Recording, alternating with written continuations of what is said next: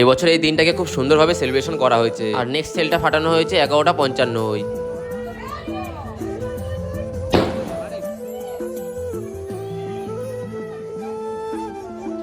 আর 5 minute পরে 12টা বেজে যাবে, আর আমাদের পাড়ায় বাচ্চা কাচ্চাদের রিয়াকশনটা দেখো।